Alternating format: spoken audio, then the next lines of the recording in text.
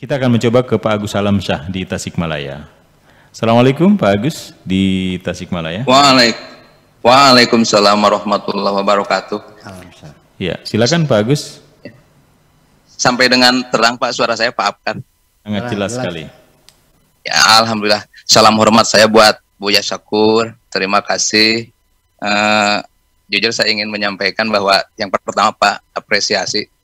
Di Tasik ini agak guyur Pak kalau di Tasik tuh. Kalau baca apa bahasan-bahasan kitab yang selama ini Buya sampaikan, Ro'aitillah, Fathur Rabbani, cukup membuat kita-kita nih Pak yang ikuti kajian jadi banyak merenung ke dalam, ke luar nih Pak. Kalau rekan saya Pak Haji Yayap bisa jadi bilangnya jadi lebih banyak introspeksinya. Gus saya sekarang ini tuh katanya tuh lebih tenang hidup ini katanya ya. Dengan Ro'aitillah, Fathur Rabbani cukup Buya kita sangat alhamdulillah wa syukurillah, terima kasih Buya untuk Fathur Rabbani dan Ro'aitillahnya. Terus yang jadi ingin saya sampaikan ke Buya berikutnya ada kaitannya dengan hijab nih Buya. Kerap ya Buya sekarang ini di negara kita ini syarat dengan kegaduhan. Latar belakangnya ada yang ya dinamika politik kekuasaan, sosial, penanganan hukum juga persoalan bangsa dan yang lainnya lah cukup membuat kita gaduh ini belakangan. Harmoni sosial gitu ya, jadi seolah agak-agak terkoyak gitu Bu ya. Yang jadi mirisnya itu Pak, berlangsungnya pergeseran bahkan penurunan komitmen junjung nilai-nilai moralitas dengan akrab kita saksikan di medsos ya Bu ya. Antar orang dengan leluasa saling hajar, antar elit gitu ya saling busukan itu ya. Kalau sudah seperti itu tampilannya, saya sangat kadang-kadang berpikir khawatir gitu Pak, kalau mereka sudah terbuka di ruang-ruang publik untuk saling hajar, apalagi sekarang ini kan ada polarisasi bangsa ini, ada yang sudah di kelompok dekat ke penguasa, ada yang di luar ya. Ini juga jadinya jadi ramai polarisasi ini. Nah, ketika yang saya ingin tanyakan kan selama ini Buya tuh sering menyampaikan apa yang terjadi hari ini tak lepas dari konsep irodah, gitu ya Buya ya. Apa yang terjadi di bumi ini tak lepas dari kuasanya Tuhan, kehendaknya. Adakah korelasi Buya? Kemunduran kita bertoleransi, bersosial hari ini, kita jadi ramainya berselisih. Adakah ini kaitannya dengan sudah jadi kehendak Tuhan ya, jadi ketentuan, sudah jadi irodah? Barangkali antara apa ya Jabariyah dengan Mu'tazilah ini ke situ, atau Buya ini ada kaitan dengan bangsa kita belakangan ini tertinggal laju peradaban ya, ketika orang lain di negara barat sana sudah semakin canggih menghasilkan produk-produk peradaban, kita nih ramai terus di dapur, ramai ribut. Apakah ini soal ketertinggalan pola pikir, nalar, keilmuan, atau mungkin karena faktor-faktor syariat lah ya yang akhirnya kita ini ribut di dalam terus. Kalau bicara syariat berarti logikanya itu soal efek karena kita lalet belajar, ketertinggalan ini jadi ribut di dalam. Berarti bisa diperbaiki dong Buya. Beda dengan itu sudah jadi kehendak ya, kalau udah macet bangsa ini harus ribut seperti ini. Atau karena kita ini kena hijab pandemi hijau nih Pak Buya sehingga kita nih jadi cenderung ribut, ramai, hanya hal-hal cemen juga, remeh-temeh juga jadi ribut. Dan saya juga jangan-jangan pertanyaan berikutnya, jangan-jangan karena kita nih sudah semakin absen dengan figur tauladan nasional ya, yang akhirnya kita susah lagi nyari sosok yang untuk kita mencari ketenangan jiwa, ini peneguh gitu ya. Saya bersyukur masih ada Buya yang sekarang yang ya sangat kita ikutin. Demikian mudah-mudahan ketangkap Pak Apkar pertanyaannya. Billahi taufiq wa hidayah. Wassalamualaikum warahmatullahi wabarakatuh. Waalaikumsalam warahmatullahi wabarakatuh. Memang Pak siapa namanya Pak? Agus Alamsyah di Tasik. Ya, Agus Alamsyah di Tasik. Memang sejak awal munculnya manusia di alam dunia ini sudah menimbulkan kegaduhan.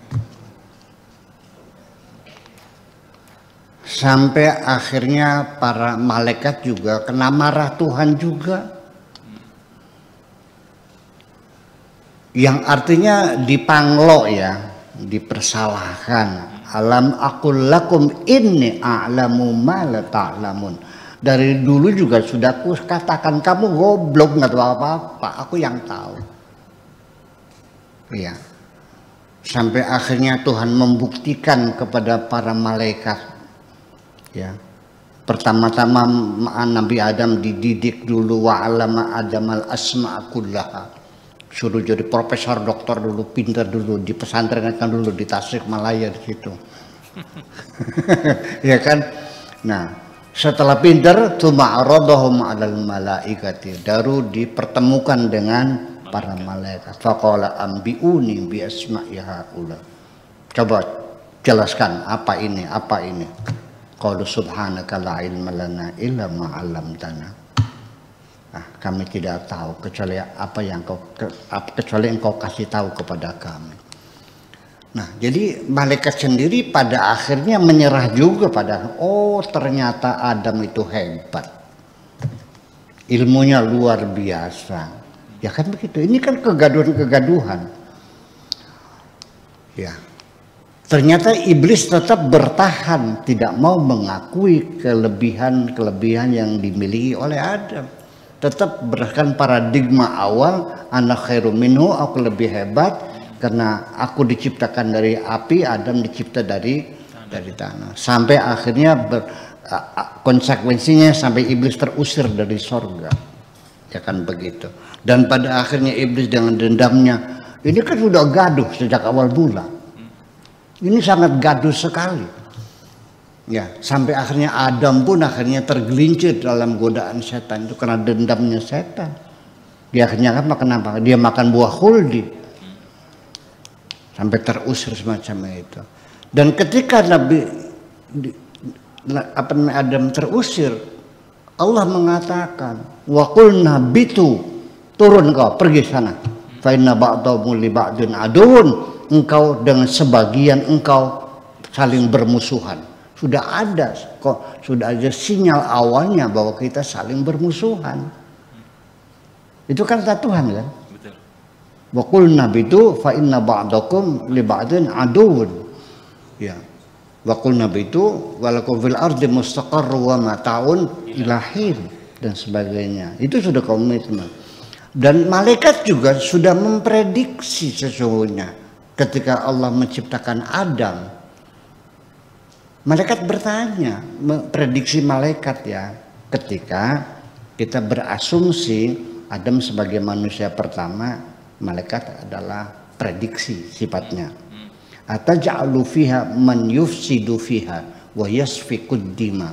Untuk apa engkau mencipta manusia yang nantinya akan bikin kerusakan di bumi ini dan akan membanjirkan darah? Itu prediksi malaikat ketika kita menduga ada manusia pertama, namanya prediksi. Tetapi dugaan saya lebih kuat bahwa Adam ini ada episode yang keberapa.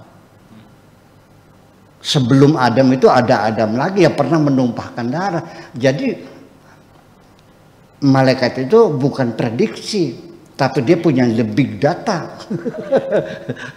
Punya big data bahwa manusia pernah bertempur. Tetapi para ulama yang mengatakan bahwa ada manusia pertama, maka sangkalan malaikat ini ya ditafsirkannya yang berperang itu golongan jin. Bukan manusia. Jadi pernah terjadi pertempuran antara jin bukan antara manusia. Ya kalau saya sih tidaklah apalah salahnya kalau kita menduga bahwa Adam itu yang episode yang keberapa Adam yang Anda pelajari itu. Iya kan? Yang ke-10, yang ke-30. Jadi sebelum Adam ada sampai sekarang kajian-kajian arkeologi itu belum bisa memastikan apakah bahasa Adam itu seperti apa. Kenapa bahasa itu menjadi berubah, bergeser, satu yang lain berbeda-beda. Kenapa ras orang berbeda-beda, ada yang hitam, ada yang kuning, ada yang merah, ada yang segala macam. Ada yang keriting, ada yang apakah itu DNA-nya sama. Belum terjawab semuanya, jadi masih memungkinkan semuanya itu. Jadi walhasil pertanyaan kita, kenapa kehidupan di dunia didesain dalam bentuk pertarungan semacam ini? Karena bagaimanapun ya kejahatan mesti ada. Kalau tidak ada kejahatan, Anda tidak akan paham kebaikan-kebaikan. Iya. Kalau tidak ada orang yang jahat, Anda tidak bisa apresiasi orang yang soleh kok. Dan selagi kebaikan dan kejahatan dalam pertempuran, maka kehidupan dunia akan berlanjut. Ketika salah satunya kalah, itulah akhir daripada kehidupan dunia. Baik yang kalah yang baik, apakah yang kalah yang jahat, pokoknya salah satunya kalah, selesai dunia ini. Jadi kita doakan mudah-mudahan kegaduhan terus berlangsung di dunia ini. Iya, bagi saya kegaduhan-kegaduhan yang muncul sekarang ini adalah sebagai indikator bahwa kita sedang menuju ke alam demokrasi yang lebih baik. Jadi kita tidak usah gelisah, tidak usah cemas dengan kegaduhan yang muncul di sekitar kita, yang kita dengar, kita lihat. Itu malah justru adanya kegaduhan semacam ini menunjukkan bahwa roda demokrasi sedang berputar menuju cita-citanya sebagai bangsa yang demokratis macam ini. Sebab bagaimanapun juga malah justru saya menganjurkan biarkan kegaduhan supaya lebih cepat matang. Kalau Pak Afkar, Pak Alamsyah masak nasi, kepengen matang nasinya, tolong jangan dia halang-halangi ketika airnya mendidih. Biarkan dia mendidih supaya cepat matangnya. Terima kasih. Baik. Demikian Pak Agus Alamsyah di Tasikmalaya untuk pertanyaan yang sudah diajukan pada kesempatan hari ini.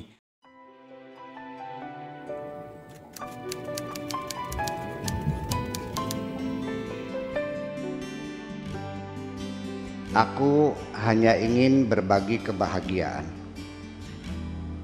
dan tidak menggurui siapapun. Terlalu sulit bagiku untuk menyalahkan siapapun. Akan tetapi apabila ada orang yang ingin mengisi raporku, tentu aku sangat gembira sekali. Dan kujamin aku tidak akan sakit hati sedikit.